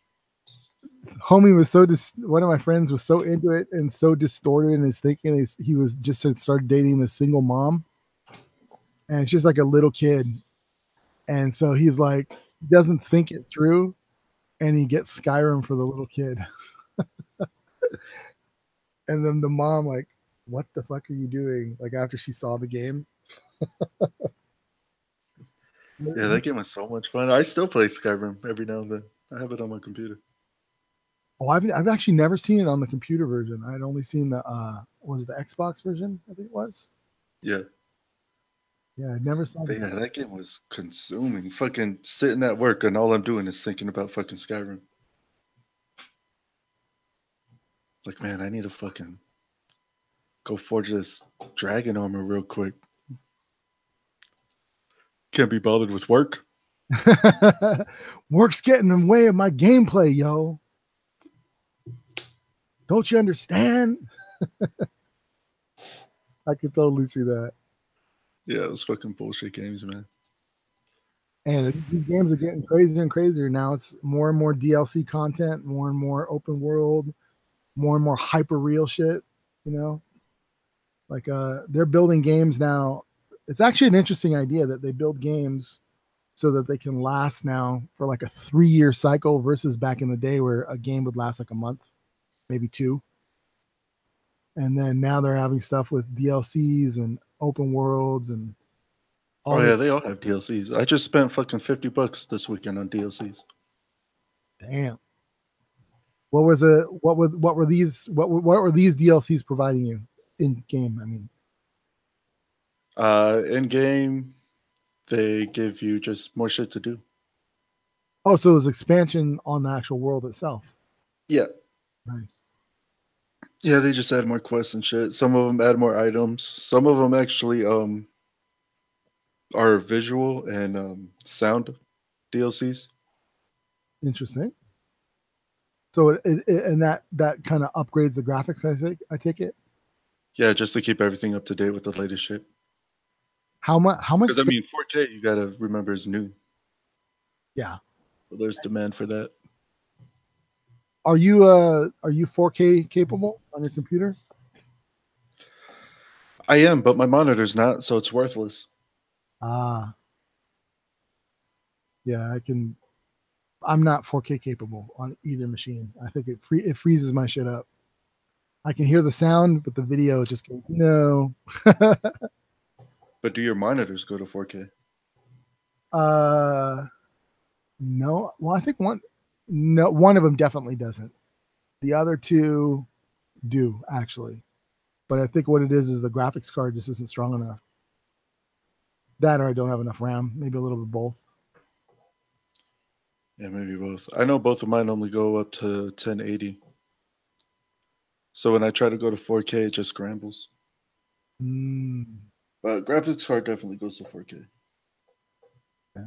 That would be mine. Like it gets, you could see it compiling. That's basically what happens. It compiles, then it'll freeze the frame, then it'll show an animated, few seconds, then it'll go again. That's kind of what happens, and occasionally it goes gray screened, but it's thinking. You're just thinking too much. Yeah, there's so many upgrades that I want to make. But I gotta get my license back, man. Fucking being an adult sucks. Gotta be all responsible and shit. Indeed it does. Indeed it does. Cause I could get all my shit right now. I need it. I want this and this and this and that. I do. I want my toys. I was hella tempted to buy a fucking VR headset this weekend. Really? Yeah, because I had the money. I was like, fuck, man. All I got to do is click a button and it's here. So tempting. Walk away from my computer for a bit. That'd be then you'll be outside with it or in your bed with it on. The goggles, just trying to. Well, if I actually had them, I wish. But yeah, I couldn't bring myself to make the purchase. I haven't tried VR in years, so I don't even know what the quality is like these days. Oh, it's so fucking dope, man. I've seen some stuff like 3D stuff, the 360 stuff that's really good, but I haven't seen. And then the televisions too, 4K and everything. Like, really, the televisions are pretty cheap now, comparatively. 2Gs. If you really want to get super, super fancy, like 5Gs, you get a super expensive, TV set. But in general, at 2Gs, you're getting top of the line shit that's the size of your fucking wall, So you might as well just never go to the movie theater. Yeah, there's so many people. Every time I walk down my street, I see a new fucking 4K TV box in the trash can. Yeah, Christmas time, dude. Christmas. And if people knew where I lived, you would know that they would have to be pretty cheap because I live in fucking dumps. In the ghetto. Fucking hood. But yeah, VR's on a whole different level, man. I want that shit so fucking bad. Welcome to the future, man. It's coming. The future is coming. It's almost here. In fact, it's always here. Yeah. I remembered something related to pop stuff again, not to totally shift gears, unfortunately, but you'd find this interesting. So aside from Star Wars Resistance, which is the animated TV series on Disney XD, the Disney television channel, they've actually put together an animated Star Wars Online, and it's called Star Wars. Shit. Let me find it here real quick. It's whoops.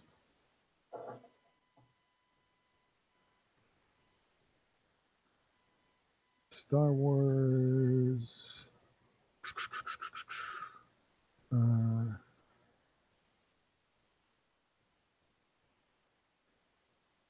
Apparently I've lost it.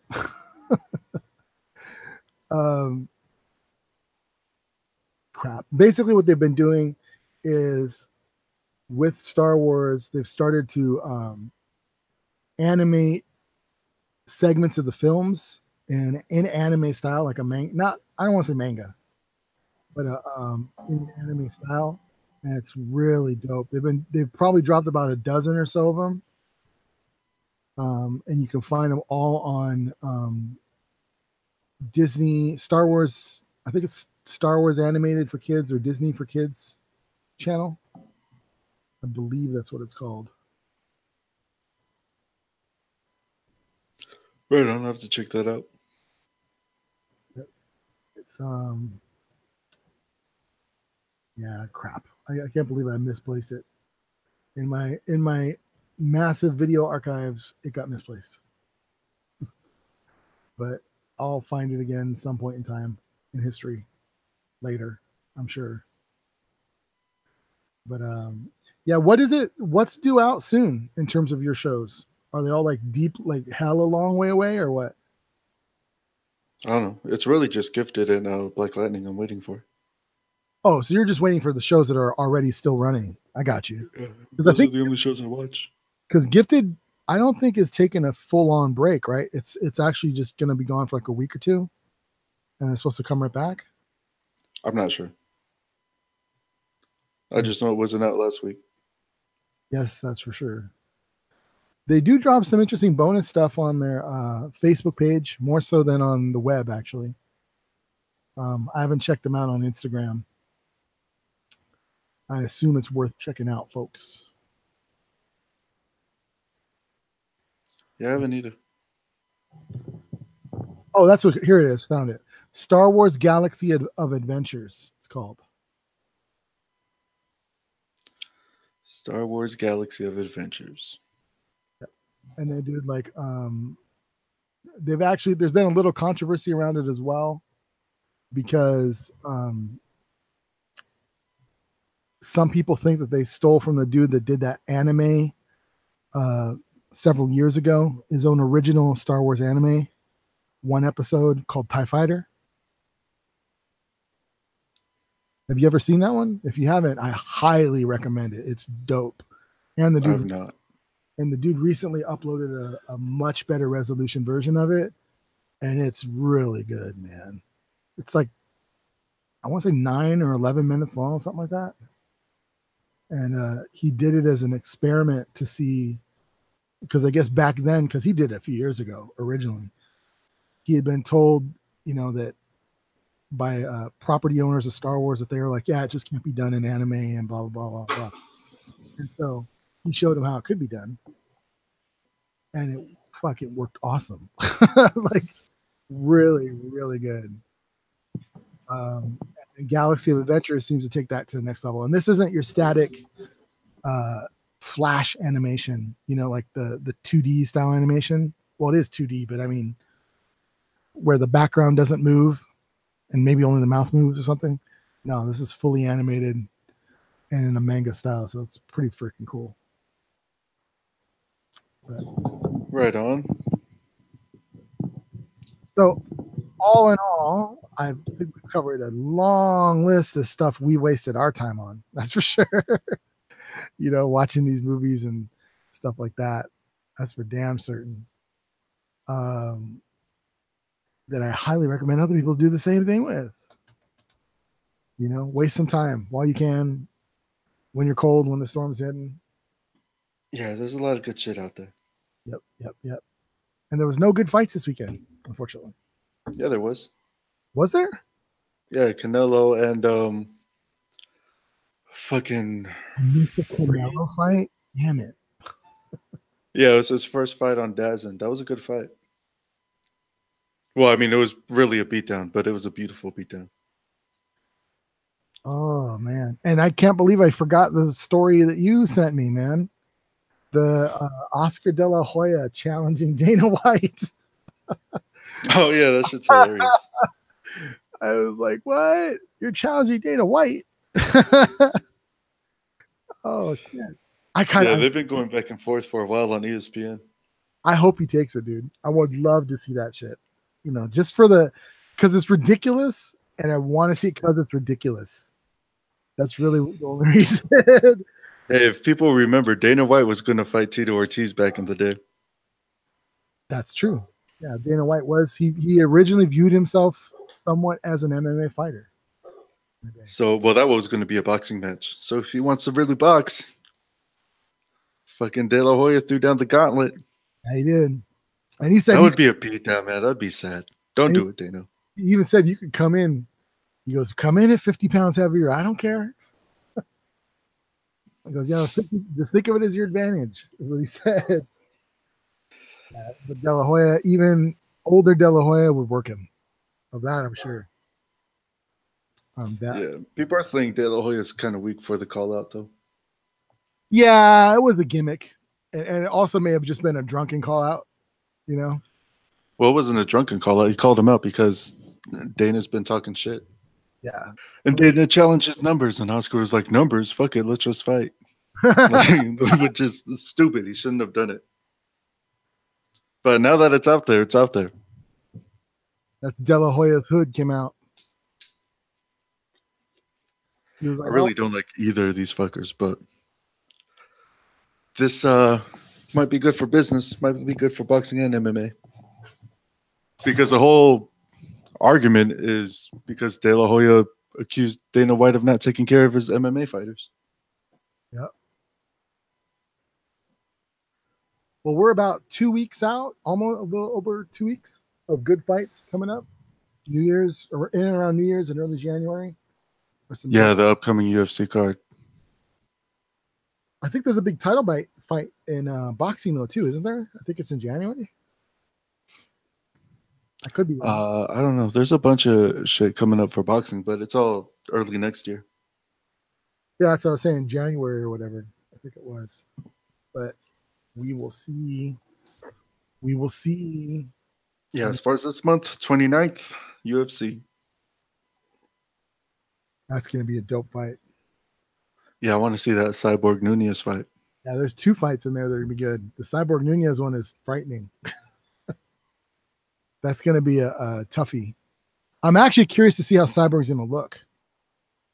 Because I know when she stopped juicing, she definitely lost some muscle mass. And then her conditioning wasn't as great as it could be. She was still an amazing fighter. But then Well, she also needed to drop weight. yeah, but then you also compare her to Nunez, and Nunez is the opposite. You know, Nunez is in great shape. You know, but in the end, Cyborg is just a beast. Yeah, I know the weight is going to be an issue for Cyborg coming down, having to keep coming down like that, but she's still big. She's still strong. I think she might be too much for Nunez. That's my concern too. I mean, Nunez is very capable, but I'm actually worried about that myself. Like with Cyborg, it's like you can never underestimate her. You know, because she's easily underestimated, and that always proves horrifying. You know, and I don't think she's easily underestimated. She's a fucking beast. Just be knocking fools out. mm-hmm. Well, I think for sure at the beginning, I mean, sure there was no one, there was no contender in her class. You know, no one wanted to fight her. Yeah, and the one that could have been a contender ran away to the UFC. Yeah, WWF or whatever. Well, now she's in WWF. But I mean, when they were in Strike Force together. Mm-hmm. Mm-hmm. Yeah. But anyways, Cyborg is, I think, might be too much for Nunez. Nunez is going to have to try and win it on the feet. She's quick. She's going to have to use that to her advantage. And she got some pop too, so we'll see. It's going to be a knockout, though. I don't see this fight going distance. Same here. Or if it just could go down to a brawl, you know. But I don't think neither one of them is of the inclination to want to stretch the fight out. You know. Yeah, I don't think it. Yeah, it comes down to it. They'll be like, "Fuck it, let's scrap then." You know. That'd be all bad for Nunez. Yeah, because Cyborg is. And Nunez is too smart for that. She's a really smart fighter. She doesn't get credit for that. Yeah. She's really good at her distance. She's really good at picking her shots. The trouble is, again, so is Cyborg. Skill-wise, I think they're evenly matched on the feet. Cyborg has an edge on the ground, but Cyborg in this fight has all the physical advantages. She's taller, longer, stronger, more powerful. And she's mad skilled too. Yeah, but I'm going for Nunez. That's who I want to win. I've never really liked Cyborg. So, she was deservedly cocky. I mean, there's no doubt that she earned her cockiness, but I was like, man, she's just not likable. In wrestling, she's the heel. Yeah. I'm hoping Nunez stretches out the fight, takes Cyborg to deep waters where that weight drain will really affect her, and then just get her out of there. Just record. Yeah. We'll see. Yeah. But yeah, there's a couple good fights on that card, but that's the only one I really care about. And I think that's the undercard, right? That's the number 2 fight. Yeah, that's the co-main event. That's going to be dope, man. I don't look forward to the aftermath of that. I still haven't gotten over the women fighting to mess each other up. Like, what do you mean? Like, don't mess up your face, girl. But she's like, nope, I got a box. That's what I mean.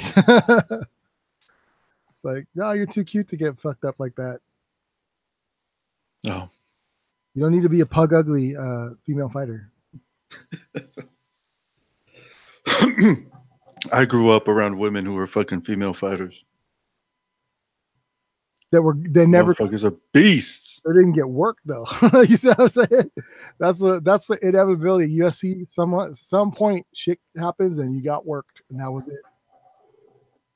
No, I've seen them get worked. I seen my sister get worked. She won the fight, but she was bloody as fuck. And I mean bloody as fuck. She had scratches all over her back and arms and legs and shit.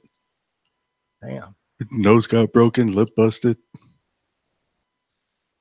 Did you have to My sister's a fucking warrior. She came out on top. A family tradition, mind you. But yeah, there's been a couple good things, interesting things boxing. The Canelo fight was a beatdown. The interesting thing about that is, again, Dazn. That's Dazin's first fight with Canelo on Canelo's 11-fight, $365 million deal. And Dazn has a jump on everybody right now as far as streaming sports goes. They're international. And he's gone. Is that deal's exclusive, right? So Canelo, they can't. He's not going to go someplace else. Yeah, Canelo's strictly on DAZN right now. It's DAZN, really, but it's fucking DAZN. Does DAZN actually do any co-stuff? Do they what? Do any co-stuff, or are they going to strictly be exclusive on these things, or are they going to try and co-present sometimes? No, they're exclusive. They're exclusive right now. They got a lot of British boxing. I mean, Eddie Hearn is running the whole thing. Eddie Hearn has his big boxing promotion over there, so they have that. And they have Canelo right now, and they're making moves to get more people. Word. But other than boxing, they have rugby, they have soccer. They just made deals with the NFL and the NBA. They have cricket. They got all the fucking shits. ESPN's in for it. Yeah, ESPN and Fox. It's on the sports side of things. As far as the entertainment battle goes with streaming services, like that shit's heating up. Yeah. We're at the very beginning of this streaming shit. I mean, now, because really what we're at is the moment of stability where as technology, it's stabilized. They know how to do it. What's really is going to happen now is the ramping shit up and the development of the technology of on demand. On top of that, you're really going to have to do a lot with live sports and shit. I think that's going to really change a lot of shit. That's the driving force. Because movies are movies. That's pretty stable. You just have a library and you play, right? But live programming is going to be, how many people are tuning into a streaming service? How stable is it? Are there going to be software tools within whatever mechanism you're using, not just the web or whatever, that allow you to do certain things, you know, with your broadcast, like switch a camera or some shit, you know. We're gonna see all that shit, and then VR. We're gonna have a whole fucking new world of shit coming our way. Yeah. See what happens. It's just gonna be dope. Right now, it seems like it's just a bidding war For content. Yep. It's all about the content these days. But all right, man. We'll wrap this up because we've been talking a while now. Actually, more than I intended. Far more than I intended, but it's good. Holiday, and we're catching up from not talking too much. So on that note, we're gonna sign out.